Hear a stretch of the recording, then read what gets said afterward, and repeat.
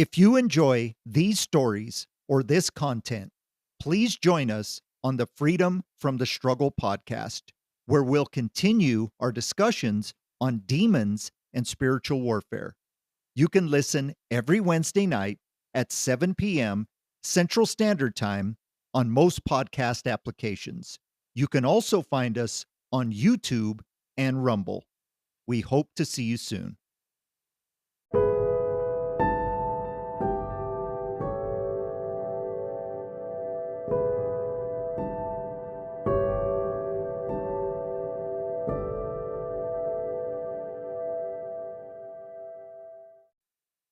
Chapter 8: Research and Rest. Anthony had not slept until noon since who knows when. His head was throbbing and he felt terrible. He wondered, is it possible to have a hangover when you don't drink or use drugs? He flopped out of bed and headed straight for the shower. He never quite felt human until his regular morning shower. Today, it was more important than ever. He made his way upstairs to find Sarah sitting in a chair reading a book. He inquired as to why she stayed home from work. She responded, "Because my husband is going to get fired and then I won't be able to take off." Very funny and probably true, he joked. She followed him into the kitchen as she explained that she stayed home to check on him. She sat him at the table and made him lunch. He was so proud to be married to such a good woman. Since the kids were at school or work, he filled her in on every detail, including the fact that he may have some liability for walking the line with his duty to warn. He actually wasn't that worried, but he probably should have been. Sarah had mentioned the Amber Alert had been on television all morning long. He flipped on the big screen, and sure enough, there was little Melanie Anderson. She was wearing the very same pink polka dot dress he had seen her in the night before. It was a haunting moment in his life. He had shaken her hand just minutes before she was abducted. He had less than a minute of interaction with the girl. All he could see was the pudding on her upper lip. His heart was broken. He felt for the family. He hoped she was alive. On the other hand, he could not bring himself to believe that Jonathan Stout would have done such a thing. The family spoke so highly of him. Then again, there was the attempted assault on his daughter. Therapists would say that sex offenders are master manipulators who can fool anyone. Anthony knew that this could be true, but that diagnosis just didn't seem to fit. There's always more to a crime like this than anyone cares to admit. Anyway, that was the job of the police. His job was to help the Stout family get rid of the demon Yaza, or whatever its real name was. Anthony hoped that once the demon was removed, the family could heal and return to their status as a normal, happy family. He also prayed that Melanie would be found alive so Jonathan could one day rejoin his family. If he was guilty, then restoration may be impossible. Anthony asked Sarah if she had any thoughts or intuitions. She appreciated his confidence in her and his valuing her opinion. However, she had no idea. She did say, "It sounds like the little girl might be possessed. Is that what you think?" He took a bite of his enormous sandwich and chewed it for a long time before answering. He finally answered, "I think I'm just in denial. Everything we see says she is. There is nothing conventional about this. It's just so hard to say. I guess I just don't want to believe that God would allow this to happen. Maybe I just feel for her because of what I went through as a kid. Maybe I'm just too inexperienced to handle this." She kissed him on the forehead and then rubbed his shoulders. She spoke softly, saying, "God brought this family to you for help. He would not abandon you now. You have to believe that he is guiding you. Just trust him, Anthony. Trust him. Besides, what are they going to do? Find someone else on the internet?" How could he argue with that? They enjoyed lunch as well as their time together. He needed a break from his harsh reality. He asked her to join him on the patio that was just outside the walkout basement master suite. They enjoyed the basement because it provided solitude from the 7 energetic kids. They lived on a small ranch property just outside of the city of Highlands Ranch. They both preferred to drive to work in exchange for the peacefulness. They stared out into nature as they just enjoyed each other's company. Anthony knew that he had some research to do, but a little rest was in order before he headed to town. For now, he thanked God for all he had. Besides, he knew his stamina would depend on the rest he got now. That and the adrenaline. Sarah asked him a profound question. If you didn't help this family and they just tried to ignore it, what would happen? Without hesitation, he said, they would die. All of them, she snapped. He calmly educated her. Well, eventually, yes. Maybe not in one big event, but yes, eventually. It could be one by one. Who knows? But these demons want to destroy us, mind, body, and soul. It wants their lives. It may toy with them for a while, but sooner or later, they would all be dead. As he was explaining this to Sarah, he realized that most people, even Christians, don't want to hear this. He said, we see a murder suicide on the local news, and we attribute that event to jealousy or mental illness. We see a teenage boy go into a school and shoot his fellow classmates, and we blame mental illness, bullying, or even the guns. We see a guy shoot hundreds of people from his hotel room window, and everyone asks why. Maybe the answer is too difficult because it is simple.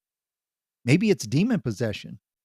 He continued, people love to blame everything else because it keeps them from facing the fact that there is a cosmic war going on right underneath our noses. We have taken God so far out of our collective consciousness that we have no spirituality. Anytime there is a dilemma, the last thing most people do is look at it through a spiritual lens. Sarah nodded in agreement. Anthony stated, unfortunately, denial does not change reality. It only intensifies it. If there is no cosmic battle for souls, then we don't need God. People would rather be their own God than follow the one true God. Believing in demons by default makes a person believe in God. If there is a God, then that person must stop being God and submit to the one true God. We are blessed that we don't live in denial, even though it's sometimes a harder life. She squeezed his hand and they went back to silence. He thought of the urgency to help this family. He thought of all the families in the world right at this very moment that were fighting a similar battle. He gasped at the thought as he sat in the sadness.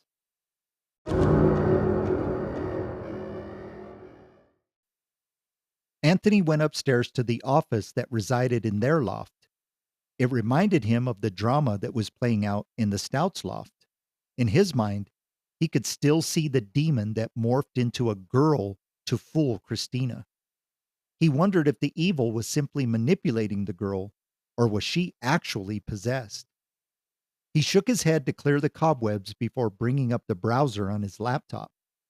He typed in the Stout's address on Riddlewood Lane. He should have known. The search engine was flooded with stories about the missing Anderson girl. There were pages and pages of stories about Melanie, simply because the disappearance happened on the same street. He tried to type in some different keywords, but the results were no different. He only got pages and pages of stories about the Andersons. He again typed in the Stout specific address and just started scrolling. He mumbled to himself in frustration. There had to be some way around this. Before he could get too riled up, he found it. There it was, a story about that specific address. He clicked on the link, and the very first thing he saw was a picture of the house. The landscaping was very different, but there was no mistaking the house. He began to read, and what he found was nothing short of disturbing. According to the article, the police were investigating the crime as a homicide. A young girl was found dead in the backyard. The police were unsure as to the cause of death because sometime post-mortem, the child's body had been mauled by an animal. Anthony vaguely remembered the story because he was living in a different community at the time. It bothered him to realize how quickly we move on from such horrible tragedies. He would have to pray about that. For now, he needed to know more. He found another article and began to read. The article was written a little later than the first one. It spoke of the fact that police had no leads. It was a short article that seemed to be an update. He found a news story that had an attached video. It was a local television news reporter who had done a story on the family. He clicked the video and saw a husband, wife, and two children sitting in their living room. Anthony recognized the room immediately, even though the walls were a different color and the furniture was different. This was the living room he knew well. The Collins family was obviously heartbroken. They spoke of their daughter with fondness. Something the father said caught his attention. He said that the family had heard strange noises and the deceased little girl had said she had seen a strange man in her room. At the time, the parents had attributed the event to a bad dream. Then, a few days later, the child was found dead. Anthony was stunned. To the rest of the world, this sounded like an intruder. To him, it sounded demonic. His first thoughts were to wonder if the detectives would draw any parallels to the crimes. He was sure the Collins family would be questioned. He hoped they had an alibi. He continued to watch as the cameraman walked through the home. As the camera entered one of the children's bedrooms, he saw a very ornate mirror hanging on the wall. He had seen that mirror somewhere before. He rewound the video and watched it several times. It took a few minutes for it to register. That same mirror was in the upstairs hallway of the Stout home. Anthony immediately wondered what else the Collins family may have left in the home.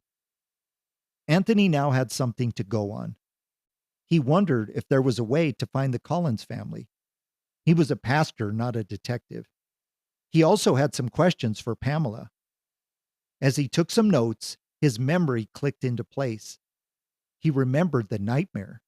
He had dreamed that a dog was digging up a child's body before the dog turned on him. Maybe the dog he had been seeing was the ghost dog that mauled Regina Collins. Maybe it was a vision he was meant to see. But from whom? Fortunately, he had some information that could help him help the Stouts. He needed all the help he could get. Unfortunately, he had more questions than answers. He had some calls to make and some praying to do. He was going to need God to reveal some things that were vital to the Stout intervention. He also knew that God's timing was different than his timing. Here was that patience thing again. He told himself, "Keep the faith, Anthony. It's not about you. Keep the faith."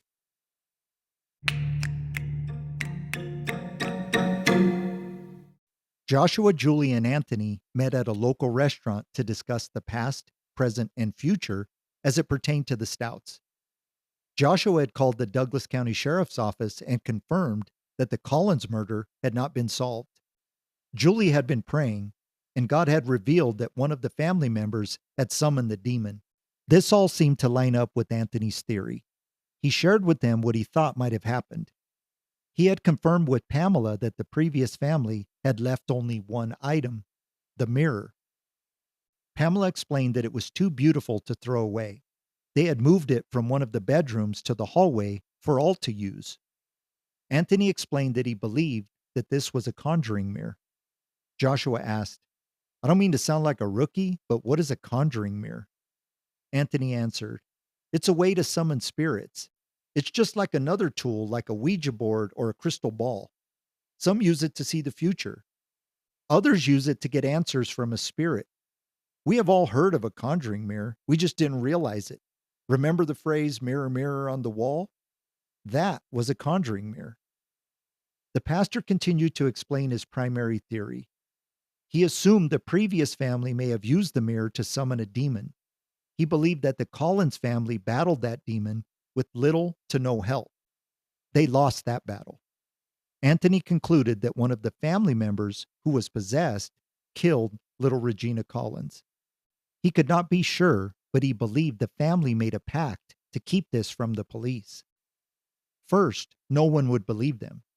Secondly, They were protecting the formerly possessed family member from prosecution. His other theory was even worse to consider. Perhaps it was Regina Collins who was possessed. That would either mean that the demon killed her or the family members killed her in self defense. This would also prompt the Collins family to keep the secret. Either way, he knew there was more to the story than what was seen on the outside. He continued, I think the house sat idle when the Collinses moved out until it finally went on the market. The Collinses must have known something was wrong with the mirror. That is why they left it. Conjecture would say that the Stouts moved in, the portal was still open. The demon is able to move in and out of this realm at will. Joshua and Julie could find no flaws with his theories. One of them was likely true. Anthony then said, a family that just moved in is already in emotional turmoil. Moving is a stressful time of transition. Even though moving can be exciting, not everyone is happy with the move. The demon has worked on Jonathan Stout and now Christina. The demon is not haunting the house, it is haunting any family that moves in. It has taken about 16 months, but the Stouts are all but destroyed, just like the Collinses. Anthony concluded, of course, in regard to both of these theories, God has not yet revealed the truth to me. The group still did not know for sure if Jonathan Stout was possessed and by default had become a kidnapper. Sadly, this was a possibility. The group recalled Jonathan Stout's voicemail saying that his little girl was the one who was possessed. They realized that they had more pieces to the puzzle, but they were far from having all of them. Regardless, they would return this evening and try to get to the truth. They would expel this demon.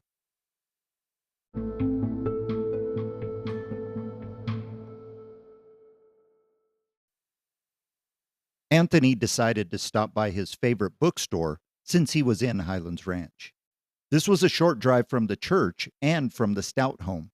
However, he felt 100 miles away. He was in study mode and he had to get some books on the occult. His limited knowledge on conjuring mirrors needed expansion. His phone rang and he reluctantly answered it. He had no idea who it was. Without hesitation, Detective Silver said, "We need to meet you, Corelli. Where are you?" He informed them he was pulling into the bookstore. He made a joke about Silver not knowing how to read and therefore needing directions. He went in and found a few comfortable chairs in the seating area as he waited for the detectives. He ordered a few coffees for them to sip on during the meeting. He didn't bother to find any books because the officers were not far. Soon they showed up and immediately drew the attention of the entire store. Detective Silver made a comment that involved beating up a pastor for making a joke about his non-existent illiteracy. Pastor Corelli commented about how funny the joke was. Detective Pinjatori commented about shooting both of them if they didn't lower their testosterone levels. Detective Silver played nice and thanked him for the coffee. He then jumped right in, asking, "What do you think, Corelli? Do you think the dad did it?" Anthony did not answer. Instead, he held up a finger and then dialed his voicemail. He let them hear Jonathan Stout's message. The officers seemed to have questions but hesitated to ask them. Anthony then inquired, "When you arrested him, did he have an alibi?" Silver said, "That's not for you to know right now. I asked you if you think he did it." Anthony took a sip of his white chocolate mocha and then responded, "Detective Silver, you can spare me the good cop, bad cop routine. I am more than willing to help you, but it will be better for both of us if you talk to me like an adult." He saw the steam coming off the top of the detective's head. Before any more testosterone could boil over, Detective Pinjatori jumped in. "Do you think he did it, Pastor?" Anthony was more responsive to her respectful tone. He rewarded her respect with a direct answer. "No, I don't. I could be wrong, but my gut is telling me that he didn't do it." As was her practice, she made a note in her little notebook. Anthony continued, "Evil has influenced this family. Whether or not it is possession, I don't know. I think evil has been in the house since the death of the Collins girl." Detective Silver said, "How do you know about that?" Anthony explained that sometimes an exorcist has to do a little research to be an effective helper. The hard nosed detective rolled his eyes to strongly demonstrate his disbelief. Anthony nodded. "Don't worry, a lot of people don't believe, particularly Christians. I can assure you this is real. I have an idea. Why don't you join us tonight and see for yourself? I'm sure Pamela won't mind." Anthony saw the intrigue in the eyes of Detective Pingatori. Detective Silver did not confirm the proposal and changed the subject. "What do you think about the dad molesting the kid?" Anthony answered, "That's a tough question. I feel like I'm walking on shaky ground. That's a very serious allegation. I believe there's no excuse for harming a child in this manner, ever. With that being said, I think anyone who is accused of a crime like this is considered guilty without any due process. I want to know more before I automatically convict him. To be honest, if he is guilty, I'm still not going to hate him. I will pray for him and with him. It's not my issue to forgive. That's between his family and God." He could tell Detective Silver did not like the answer. He felt obliged to clarify. "Listen, the answer is I don't know if he did it or even exactly what happened. I know the mom walked in on something and kicked him out of the house. I haven't gotten further than that. It would be easy enough for me to blame the devil, but I'm not going to do that. According to the family, this was contrary to his character. I know when you ask Jenna, she freaks out, but she doesn't seem to hate him." Detective Pingatori said, "So you don't think he did it?" Anthony thought long and hard before answering. "I honestly don't know what to think. I'm sure if you ask him or the family, you will get a clearer picture than what we have now. If he did it, then he will have to face justice no matter what the excuse, even demon possession." It was obvious both detectives thought about taking his bait. Instead, they moved on.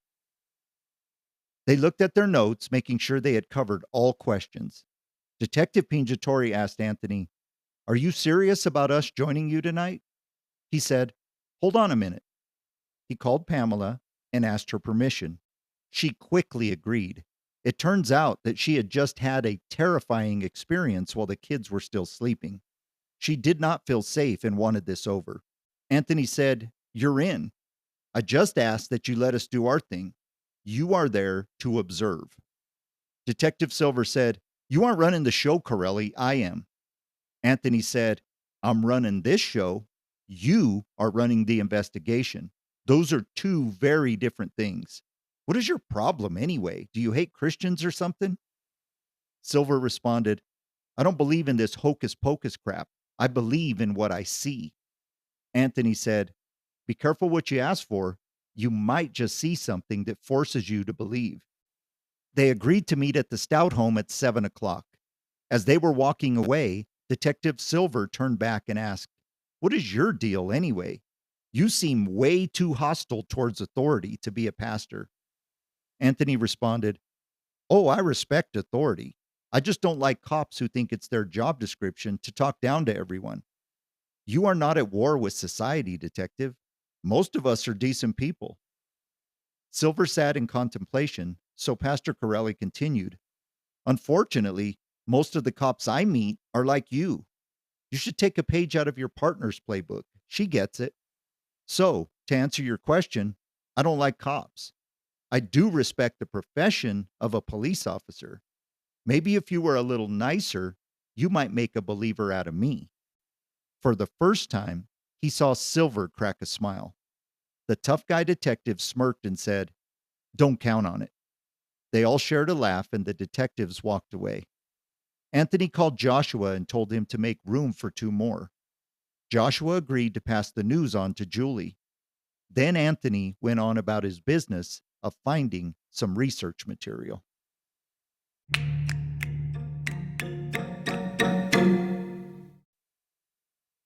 As he paid for his books, he laughed to himself.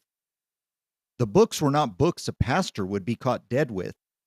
Desperate times called for desperate measures. His goal was to learn about conjuring mirrors. One book was about a famous demonologist and his wife. This couple had apparently removed a conjuring mirror from a residence. The second book was sort of an instruction manual for conjuring up spirits. One section of the book talked about how a conjuring mirror is used.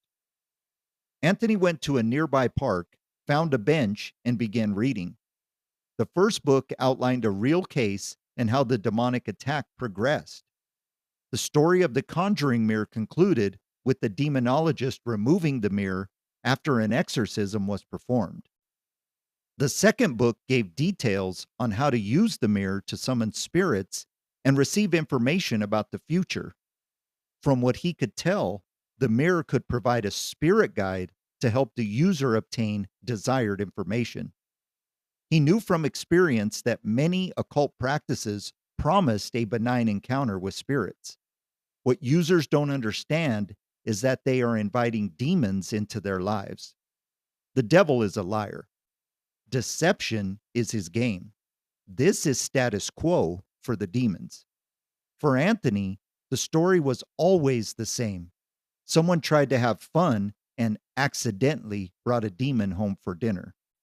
He learned that a conjuring mirror was an old instrument that was used way back in history, although no one could say exactly when the first one was used.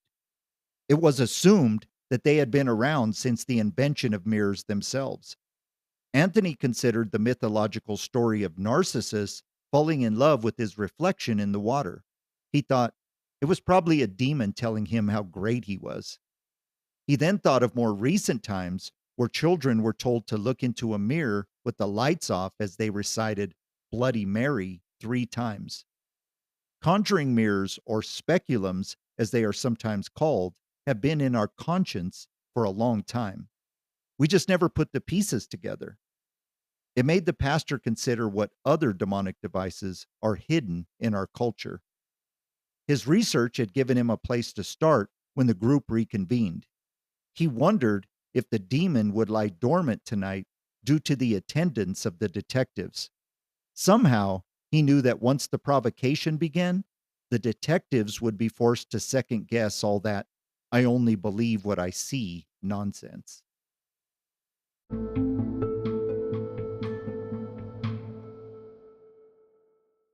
Anthony found that the shade of the tree he was under began to shift. He moved to another bench next to an elderly man who was reading the newspaper. The pastor was no longer interested in reading. He just wanted to be still and hear from God. It was a relatively quiet day in the park, so he assumed he was in the right place. He took a few deep breaths to calm his spirit. The man next to him said, "How you doing?" Anthony was frustrated at the interruption, but politely said, "I'm doing fairly well. How about you?" The man explained, "I am good, but I sense some stress in you. Please forgive me. I'm a Christ follower, and God sometimes reveals things to me. I sense that you are carrying a heavy burden." Anthony confirmed his suspicions and explained that he also shared the gift of discernment. He continued by telling the man about his appointment to face the demons on behalf of a woman and her children. The man asked if he could pray for the pastor and this vulnerable family. Anthony agreed without hesitation. The prayer that followed was the most beautiful oration Anthony had ever heard. This man was obviously used to praying in the presence of God. Anthony found himself tearing up at the way this man interceded for all parties involved in this attack. The man even prayed that the detective would be forced to believe in the grace of God. When the prayer ended, Anthony was overtaken with emotion. He continued to cry for several minutes. He finally gathered himself in embarrassment. The man stood up and instructed him to do the same. The man embraced Anthony with an expression of love that the pastor had never known. He imagined that this was the kind of hug that a father gives a son. They sat down and silence again took over. Like a bolt of lightning, Anthony realized, I didn't tell him about the detectives. How did he know? When he turned to ask the man, Anthony was alone on the bench. For decades, He had seen demons. Rarely had he seen an angel. He was sure that he not only saw one, he was just hugged by one. He walked to his car to begin the short drive to the Stout home. He thanked God for sending a messenger to encourage him. He needed that. Anthony felt energized, alive. He sat in awe for a few minutes. Then he started his truck. He had a fight to start.